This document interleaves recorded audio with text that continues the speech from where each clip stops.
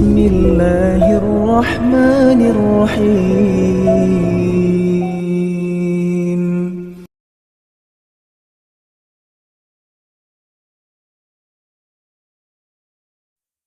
بسم الله. السلام عليكم ورحمة الله وبركاته.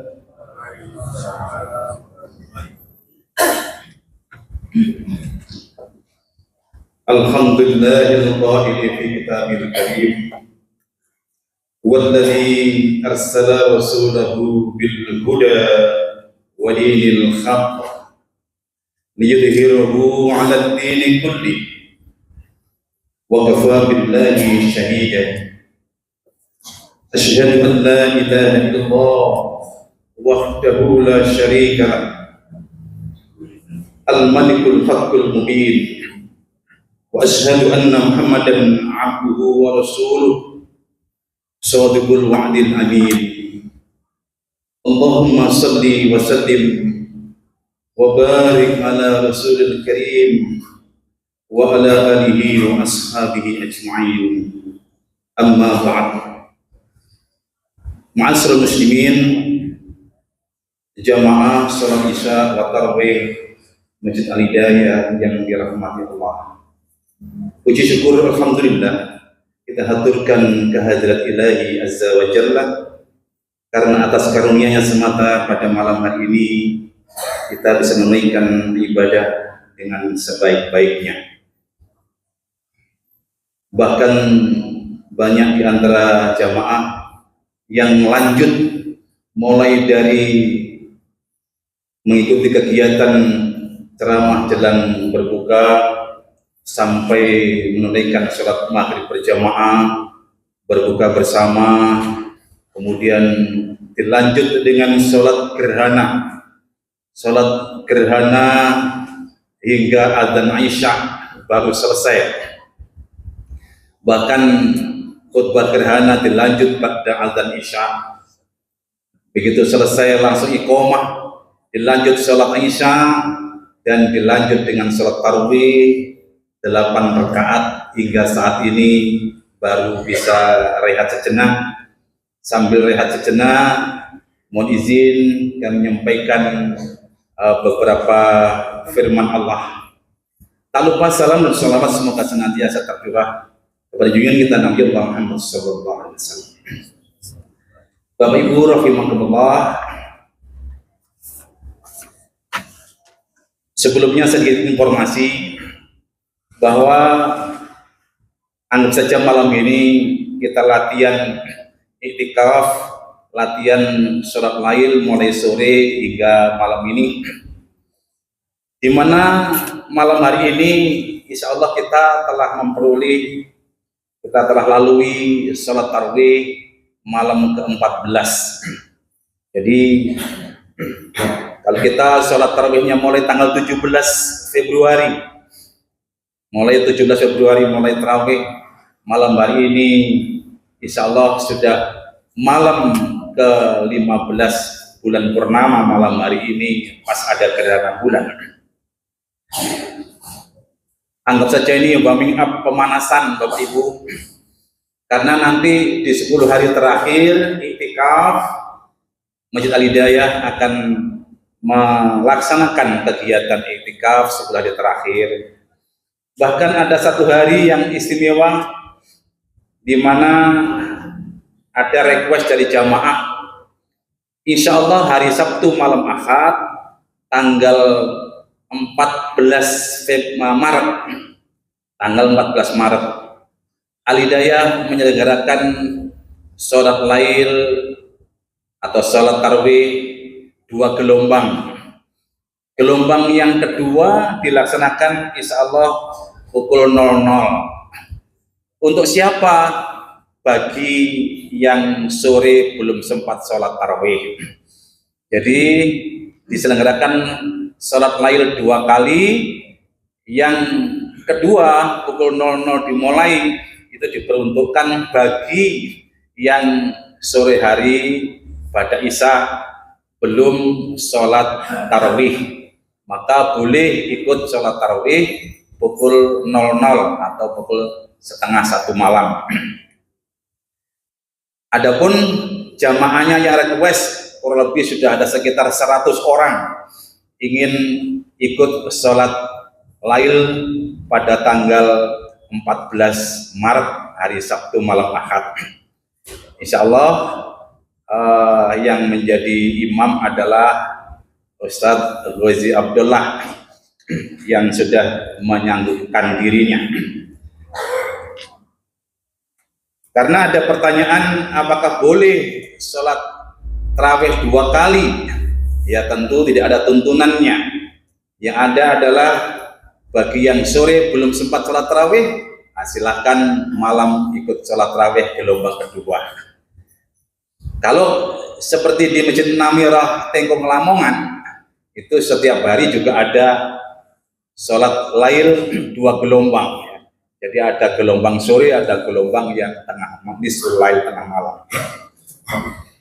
Dan tentu malam-malam terakhir nanti disiapkan untuk sekedar makan sahur bagi yang menginginkan sahur di Masjid Al Hidayah. Bapak Ibu hadirin,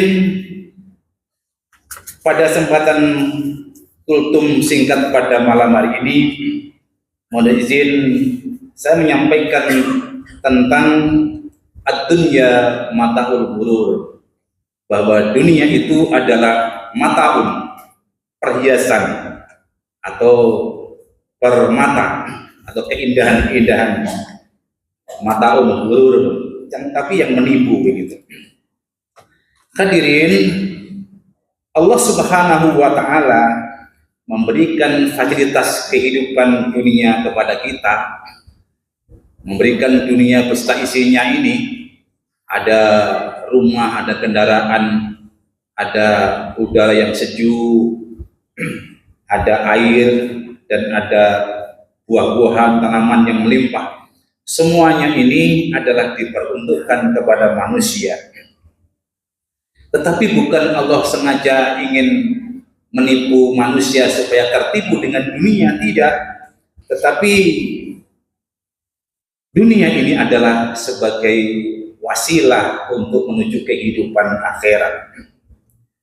Nah, oleh karena itu, bagaimana agar kita tidak tertipu oleh gemerlapnya dunia? Maka kita membutuhkan iman. Kita membutuhkan keimanan kepada Allah Subhanahu wa taala, bahwa sesungguhnya hidup kita ini adalah sementara, dan kita meyakini kullu nafsin dha'iqatul maut, tiap-tiap nafsin yang bernafas, yang hidup adalah pasti menjumpai al-maut, kematian, pasti merasakan kematian. Oleh karena itu kita meyakini bahwa kita ini sebelumnya tidak ada menjadi ada. Kita ini hadir di dunia karena dihadirkan oleh Allah. Jadi kita ini datangnya dari Allah, akan kembali kepada Allah. Oleh karena itu kita harus menggunakan pikiran kita yang jernih, bahwa kita ini hidup di dunia adalah sementara, dan kita tentu akan kembali kepada Allah Subhanahu wa taala. Oleh karena itu, hendaklah kita mengambil dunia ini sebatas kebutuhan, bukan untuk menyebabkan kita akhirnya sibuk dengan dunia. Seluruh hidup kita ini dihabiskan untuk keduniaan, akan tetapi lupa dengan kehidupan akhirat. Naudzubillah. Ma'asyiral muslimin, coba kita tengok firman Allah, sebuah firman Allah di dalam surah Al-Qasas, surah ke-28. Ayatnya adalah ayat ke-77. Allah telah memberikan peringatan kepada kita. A'udzubillahi minasyaitonir rajim. Wabtaghi fima ataqallahu darul akhirah. Kata Allah, wabtaghi fima ataqallahu darul akhirah, carilah oleh kalian apa yang Allah berikan kepada kalian, yaitu akhirat, kehidupan akhirat. Kemudian Allah lanjutkan firman-Nya, wala tansa nasibaka minad dunya, dan jangan lupakan dunia. Ayat ini mengandung maksud bahwa Allah tidak mengatakan carilah dunia, tidak, tapi Allah katakan carilah akhirat, kejarlah akhirat, jangan lupakan dunia. Begitu. Jadi ini pokok pesan dari Allah adalah bukan cari dunia, bukan perintah Allah ini bukan carilah dunia, tapi carilah akhirat. Kemudian jangan melupakan dunia. Sekali lagi, kita jadikan dunia ini sebagai wasilah untuk menuju kehidupan akhirat.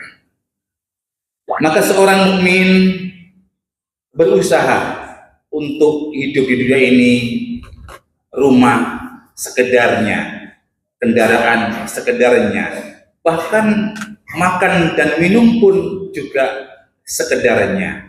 Allah makan menandaskan, kulu washrabu, makanlah, minumlah, wala tusrifu, jangan berlebihan. Itu pesan Allah. Itu menunjukkan bahwa dunia ini hendaklah secukupnya, sesederhana mungkin, jangan sampai berlebihan. Ma'asyiral muslimin, sekali lagi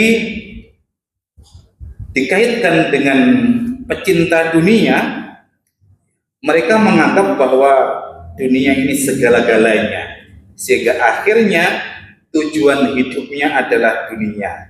Cintanya karena dunia, bencinya karena dunia, ridhonya juga karena dunia. Akhirnya ia termasuk menjadi anak-anak dunia. Terkait dengan hal ini, Ali bin Abi Thalib pernah berpesan bahwa sesungguhnya dunia itu pasti pergi dan akhirat pasti datang, dan masing-masing mempunyai anak. Maka jadilah kalian anak-anak akhirat dan jangan kalian menjadi anak-anak dunia. Wala takunu min abna'id dunya, janganlah kalian menjadi anak-anak dunia. Begitu pesannya Nabi Ali bin Abi Thalib. Fakunu min abna'il akhirah, jadilah anak-anak akhirat. Ma'asyiral muslimin rahimakumullah, para pencinta akhirat tetap diberikan oleh Allah dunia, tapi sebaliknya para pecinta dunia kebanyakan tidak memperoleh akhirat. Ini pesan dari Hasan Al-Basri bahwa ya ma'syarus sabab, wahai para pemuda, alaikum bil akhirati fatlubuha, hendaklah kalian mencari akhirat, karena seringkali kita melihat para pencari akhirat tetap diberikan dunia oleh Allah, dan kita tidak pernah melihat para pencari dunia mendapatkan akhirat. Ini sebagai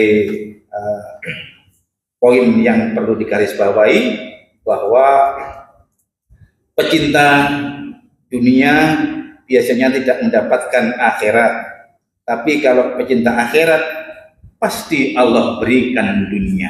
Sekali lagi Bapak Ibu, sebagai dua poin yang perlu dicatat adalah bahwa perintah Allah di dalam surah Al-Qasas tadi ayat 77, bahwa perintah Allah carilah akhirat, jangan lupakan dunia. Bukan dibalik, carilah dunia, bukan, tapi carilah akhirat. Kemudian dunia jangan dilupakan, begitu.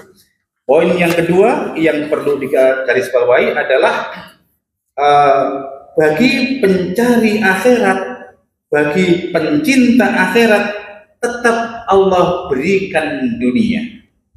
Namun bagi pecinta dunia, kebanyakan mereka berpaling dari akhirat dan tidak dapatkan akhirat. Ini sebagai poin-poin yang perlu dicatat pada pertemuan malam hari ini, dan kiranya tidak perlu saya perpanjang karena sudah cukup panjang sholat kita, maka segera kita akhiri.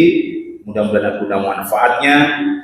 Nasrum minallahi wa fadlun qarib wa basyiril mu'minin wa lahum minkum. Wassalamualaikum warahmatullahi wabarakatuh.